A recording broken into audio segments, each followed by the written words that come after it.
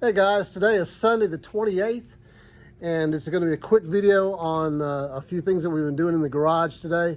We were trying to put this Vitesse body back together.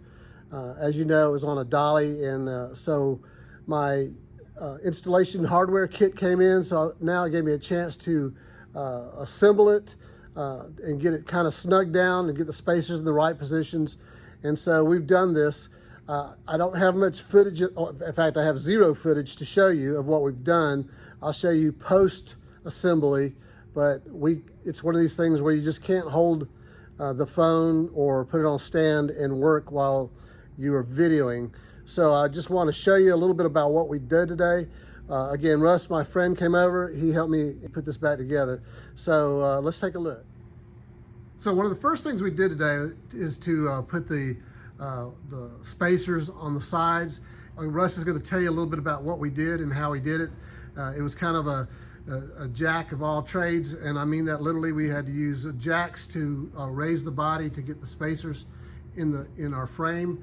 Our frame was limiting us on the ability to insert the bolts from the bottom through the rails into the spacing lock nut assemblies that they provided.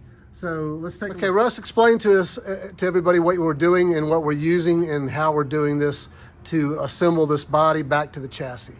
Well, obviously, as you mentioned before, we've already done this, but just to kind of give them an idea of what we've been working through and what it takes, if you could bring the camera down so I can point to it as we talk. As you mentioned, there's rails that run across the body here, here, here, and further back. And what you have to do is you have to take the spacer and the fiber impregnated bushing that goes in here, and if you can zoom in possibly, you'll see that they have to go in this order. The rubber fiber washer has to go in between the frame and the spacer and the body, and then the bolt comes in from the bottom, which is where our difficulty is, because we've got the wooden stand and we had no way to get under here, so we had to literally lift it up in order to get the bolt under here, and then separate the frame from the body in order to get the spacers and the washer in here. And then we had to slide in.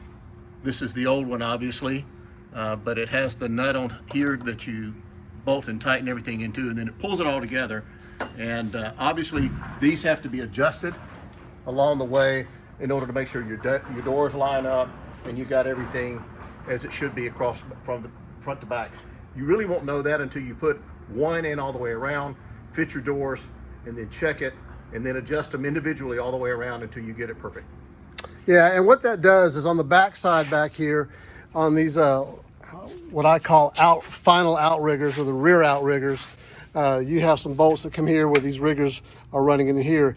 And you can adjust your door gaps by adjusting the number of pads or fiber impregnated pads to lift the rear end to close or open gaps on the door, and that's one of the ways you can adjust this. What we've done, as we've mentioned, is we're just trying to semi-assemble this, so we get everything, make sure we got all the hardware, everything in the right place. My body guy, Richie's gonna come over and do the final gapping, and then he'll pin everything where it goes. We'll mark it, we'll indicate how many shims, how many spacers we're using, and then we'll literally write that on a piece of tape on the side of the body, so that we take this apart, it'll go back to his shop, and then he'll paint each individual piece as you saw them separated in previous videos. Now let us talk about the bonnet.